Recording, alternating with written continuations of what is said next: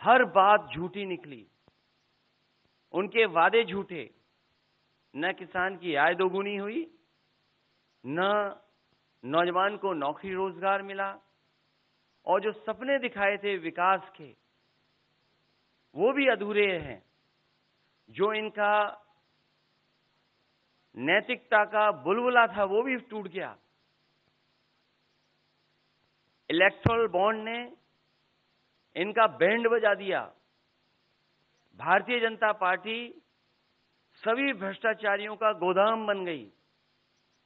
न केवल भ्रष्टाचारियों को ले रहे हैं, बल्कि भ्रष्टाचारियों ने जो कमाया है उसको भी अपने साथ रख रहे हैं। उत्तर प्रदेश देश का सबसे बड़ा प्रदेश है। डबल इंजन की सरकार में जो दावा करते रहे डबल इंजन, उनकी होर्डिंग देखिए आप कि अब डबल वहां पर नहीं दिखाई देते हैं, अकेले दिखाई दे रहे हैं। इनके प्रत्याशी होर्डिंग से गायब हैं और चुनाव के बाद होर्डिंग पे जो अकेले हैं वो भी गायब हो जाएंगे और सफाया होने जा रहा है। इनका एक ही नारा है, झूठ बोलने का और लूटने का। लूट और झूठ भारतीय जनता पार्टी की पहचान बन गई है। पेपर लीक कितने हुए हैं? एक दो होते तो ठीक था, लेकिन 10 पेपर लीक हुए।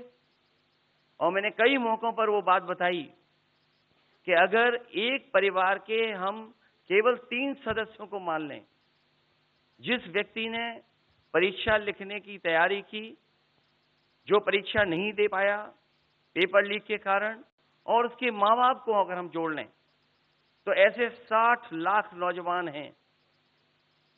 60 लाख नौजवानों का भविष्य अंधकार में डाल दिया।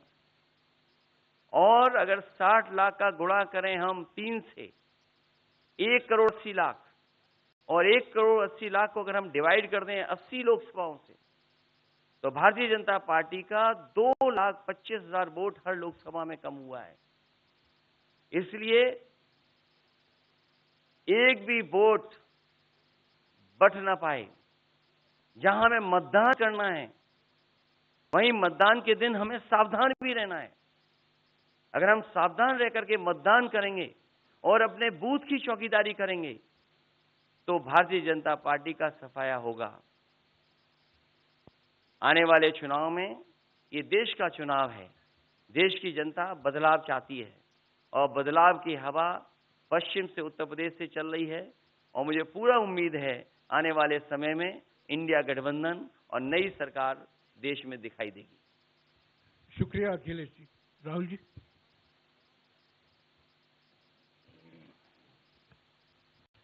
नमस्कार। रामनवमी की आप सबको, देश को बहुत बहुत शुभकामनाएं। ये चुनाव विचारधारा का चुनाव है। एक तरफ आरएसएस और बीजेपी जो संविधान है, लोकतांत्रिक सिस्टम है, उसको खत्म करने की कोशिश कर रही है, और दूसरी तरफ इंडिया गठबंधन कांग्रेस पार्टी संविधान को, लोकतंत्र को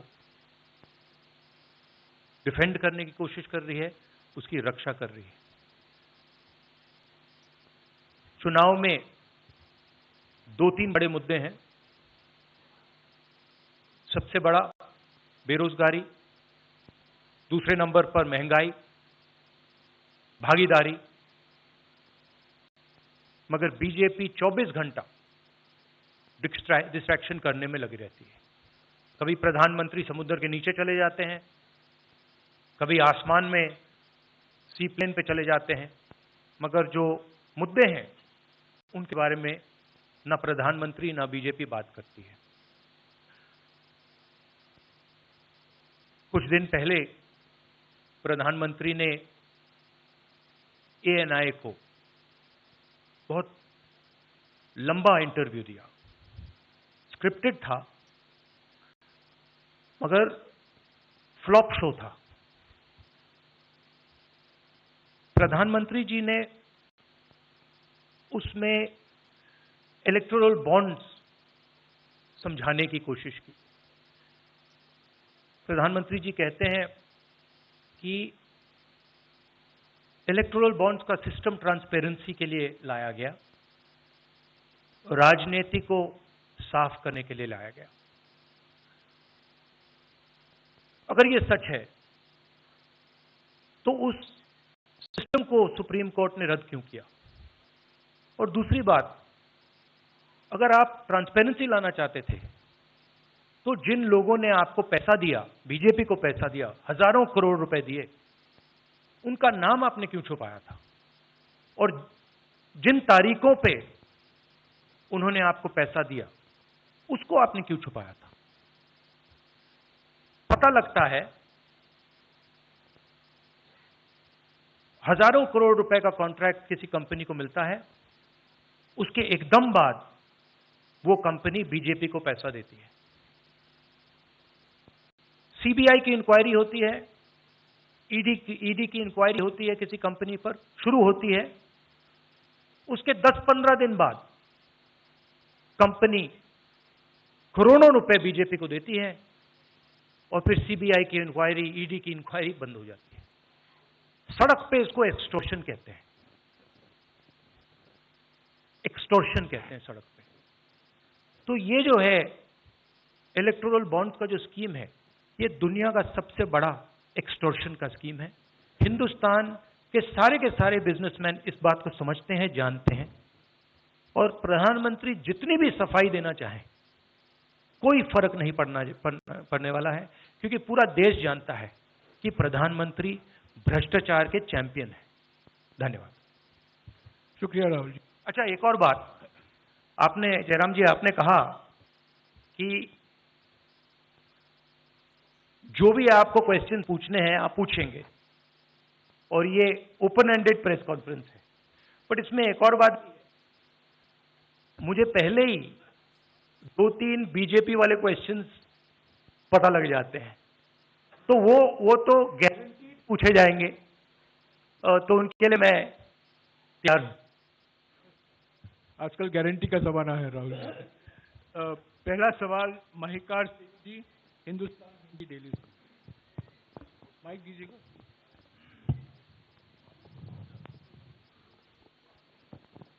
राहुल जी, स्वागत है आपका। दोनों नेताओं, जबकि आज प्रचार का पहला चरण समाप्त होने वाला है, आपने मेरे मित्रों को थोड़ा सा कसरत करा दी, वो दिल्ली से यहाँ आए हैं। आपने गाजियाबाद में ही क्यों पीसी की? यूपी और दिल्ली छोड़ के गाजियाबाद में पीसी हो रही है। दूसरा सवाल ये है राहुल जी से कि लोग तो गुजरात छोड़कर पीएम बनने के लिए बनारस आते हैं, आप बाय नाइट चले गए, तो क्या अमेठी या रायबरेली से आप लड़ेंगे? ये बीजेपी वाला क्वेश्चन है, ये पत्रकार का सवाल। पहले ही opening ball BJP question. Very good, शाबाश। देखिए, अमेठी की बात कांग्रेस का डिसीजन है, जो भी मुझे ऑर्डर मिलेगा मैं वो करूंगा। सीईसी मीटिंग, हमारी पार्टी में सीईसी मीटिंग्स में ये डिसीजन लिए जाते हैं। बट पहला बीजेपी का question, good question, thank you. Amar Ujala से निशा, आप थोड़ा शांत हो जाइए यहाँ प्लीज। बहुत बहुत स्वागत है। मेरा सवाल आपसे ये है कि यूपी में न केवल यूपी में बल्कि पूरे देश में इस बार कांग्रेस ने अपने बहुत कम प्रत्याशी 268 अभी तक सामने आए हैं, और यूपी में तो 80 सीटों के मुकाबले केवल 17 सीट हैं।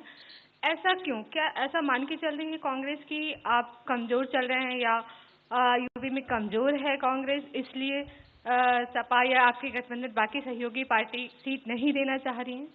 नहीं, हमने डिसीजन लिया है कि इंडिया गठबंधन चुनाव लड़ेगा और हमने सीट शेयरिंग की है और ओपन माइंडेड तरीके से दिल खोल के हमने सीट शेयरिंग की है।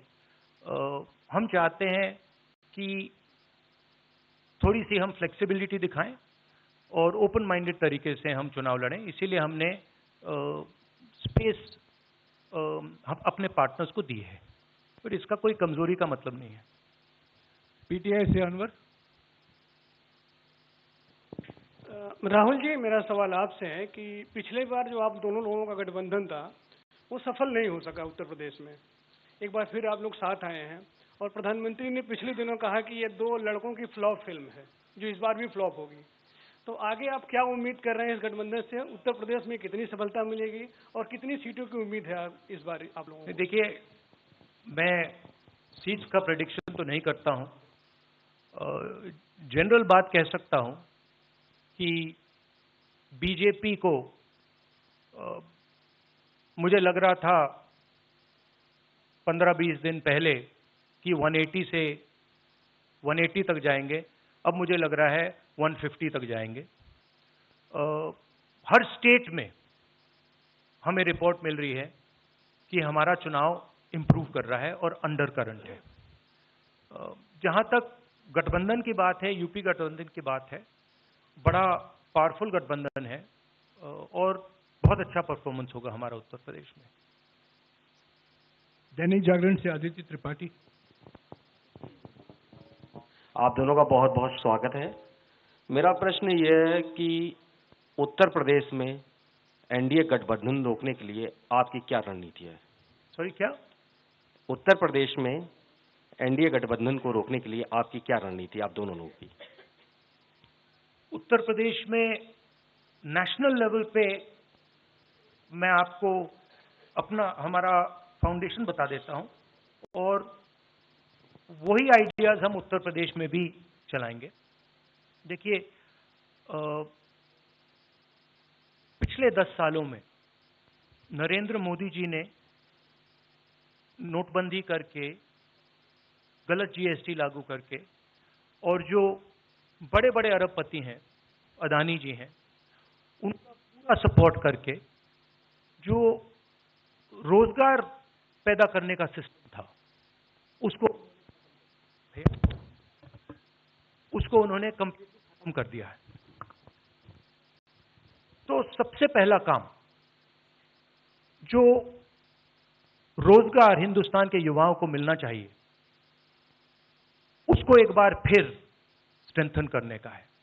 उसके लिए हमने अपने मैनिफेस्टो में 2-3 आइडियाज दिए हैं। एक आइडिया रेवोल्यूशनरी आइडिया है, राइट टू अप्रेंटिसशिप। तो जो अमीर घर के बच्चे होते हैं वो अप्रेंटिसशिप करते हैं, ट्रेनिंग मिलती है, पेड ट्रेनिंग होती है। तो हमने डिसाइड किया है कि हिंदुस्तान के उत्तर प्रदेश के सब ग्रेजुएट्स को, डिप्लोमा होल्डर्स को हम अप्रेंटिसशिप का अधिकार देंगे। जो भी अप्रेंटिसशिप करना चाहेगा उसको प्राइवेट सेक्टर में, पब्लिक सेक्टर में, सरकार में अधिकार मिलेगा, अप्रेंटिसशिप का अधिकार मिलेगा, ट्रेनिंग होगी और 1 लाख रुपए साल का, 8,500 रुपए महीने का उस युवा के बैंक अकाउंट में हम डालेंगे।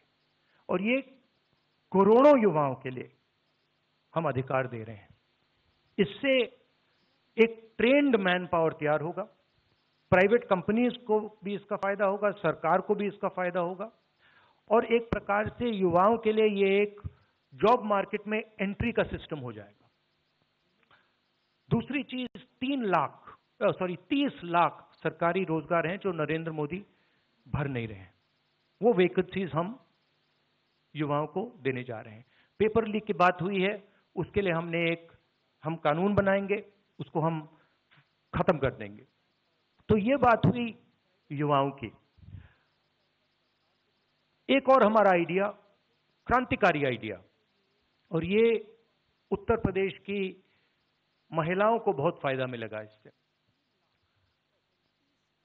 हर गरीब परिवार की हम लिस्ट बनाएंगे और हर गरीब परिवार में से हम एक महिला को चुनेंगे और उसके बैंक अकाउंट में महीने के 8,500 रुपए, साल के 1 लाख रुपए सरकार हर महीने बैंक अकाउंट में डालने जा रही है। किसानों की बात, किसान सिर्फ 2 चीजें मांग रहा है। नरेंद्र मोदी से 10 साल मांगा, हमें सही दाम दिलवा दीजिए, और जैसे आपने 16 लाख करोड़ रुपए, मतलब 24 साल का मनरेगा आपने अदानी जैसे लोगों का माफ किया, वैसा ही आप हमारा भी माफ कर दीजिए। और नरेंद्र मोदी मना करते हैं, उन पर फायरिंग करवा देते हैं, उनको डरा देते हैं। तो हमने लीगल एमएसपी का निर्णय ले लिया है। हिंदुस्तान में पहली बार लीगली गारंटीड एमएसपी होगी और हम उनका किसानों का कर्जा माफ करने जा रहे हैं। यही मेन मुद्दे हैं चुनाव में। बीजेपी का मैनिफेस्टो देखेंगे तो उसमें आपको उसका जो फाउंडेशन है, दो चीजें हैं। एक कि वो शायद 10-15 साल बाद ओलंपिक गेम्स इंडिया लाएंगे, और दूसरा एक या दो व्यक्तियों को वो चांद पे पहुंचा देंगे। तो ये बेसिकली चुनाव चल रहा है। शुक्रिया राहुल जी। अगले 3-4 सवाल आप कृपया अखिलेश जी से पूछेगा। एएनआई से शालिनी।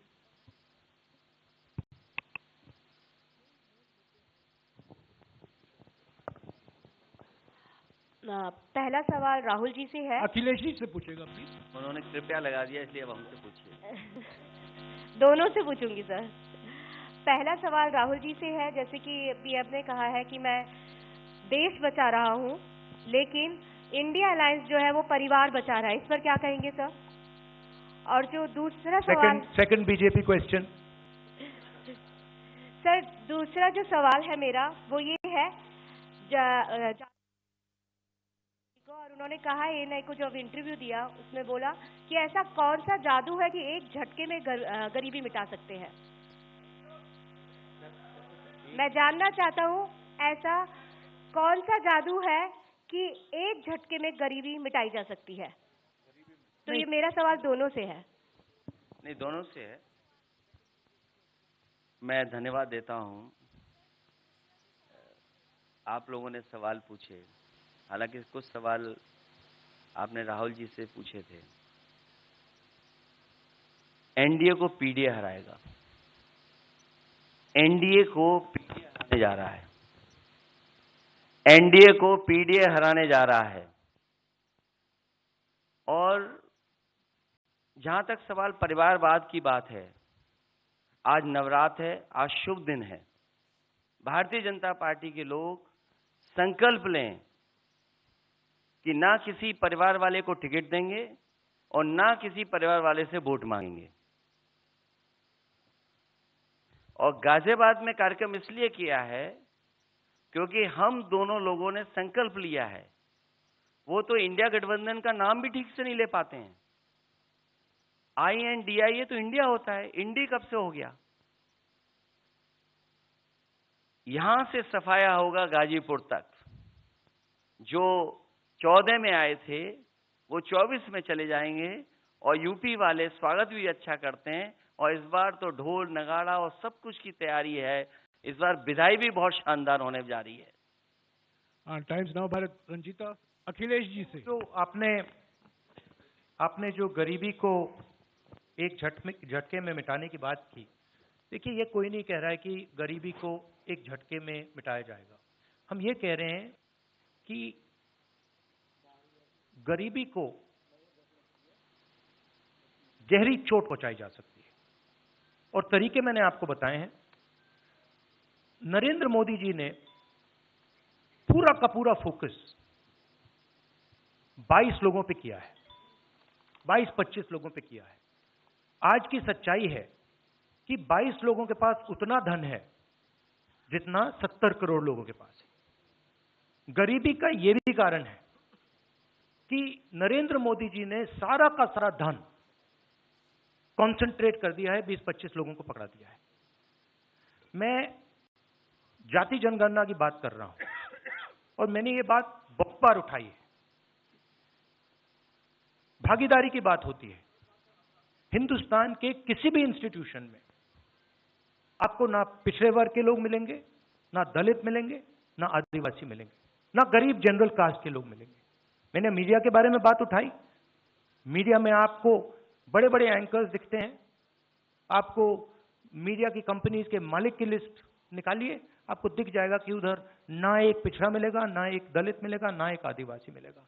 तो हम क्रांतिकारी काम करने जा रहे हैं। जाति जनगणना, महिलाओं को एक गरीब महिलाओं को 1 लाख रुपए, युवाओं को अप्रेंटिसशिप का कानून, अप्रेंटिसशिप का अधिकार, उनके बैंक अकाउंट में 1 लाख रुपए, किसानों को एमएसपी। तो ये सब गरीबों को पैसे देने के तरीके हैं। नरेंद्र मोदी जी ने पिछले 10 साल में गरीबों को कुछ नहीं दिया, तो ये हम करने जा रहे हैं। हाँ रंजीता, अखिलेश जी से। हाँ, अखिलेश जी से ही सवाल है। राहुल जी ने अभी जितनी भी चीजें कही, अखिलेश जी से। नहीं, मैं सवाल पहले जितनी भी चीजें कही वो तमाम चीजें कांग्रेस के घोषणा पत्र में है। क्या इंडिया गठबंधन का अपना कोई साझा जो है वो मैनिफेस्टो होगा? अखिलेश जी, क्या जो राहुल जी कह रहे हैं क्या वही तमाम चीजें सपा की भी है, या सपा कुछ अलग भी घोषणाएं कर रही है चुनाव में?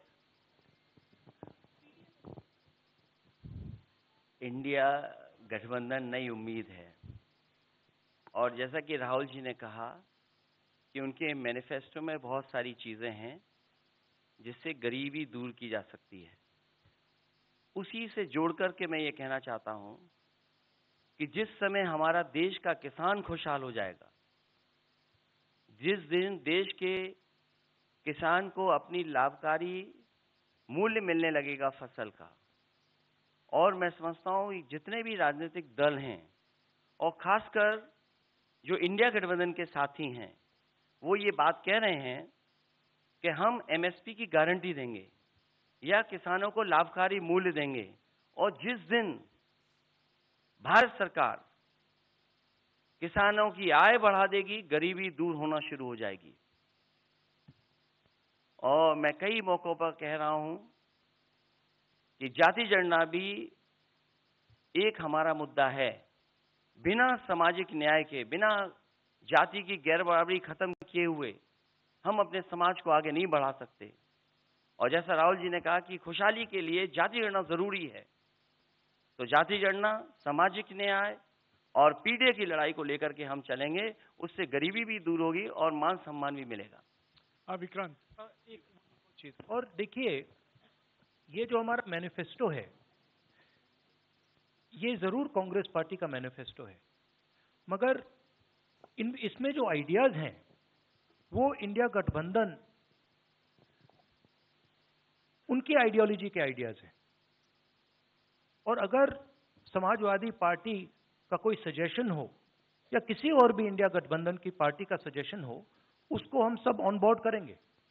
तो हमारा मतलब जॉइंटली काम होता है। हम बातचीत करके, कंसल्ट करके काम करते हैं और फ्लेक्सिबिलिटी दिखाते हैं। और हम लोग G20 की तरह नहीं है, केवल 2 का चलता हो, बाकी सब 0 हो। अखिलेश जी समझने में वक्त लगेगा। अखिलेश जी, G20। अखिलेश जी, एक मिनट अखिलेश जी, अखिलेश जी को बुलाया है। अखिलेश जी, राहुल जी, आप दोनों लोग, अखिलेश जी सामने, अखिलेश जी, राहुल जी, आप दोनों लोग 2017 में साथ आए थे। दोनों ने लखनऊ में प्रेस कॉन्फ्रेंस भी की थी, लेकिन 19 और 22 में आप दोनों अलग अलग हो गए, 24 में फिर साथ आए हैं। आखिर क्या वो मोमेंट क्या था जब दोनों के दिल में आया कि हाँ, हमको साथ आना चाहिए, जरूरी है? 7 साल बाद दोनों के दिल में कब ये मोमेंट आया कि हाँ, चलना है साथ? मूवमेंट क्यों बताना, हम साथ आ गए और साथ आ गए, यही मूवमेंट है।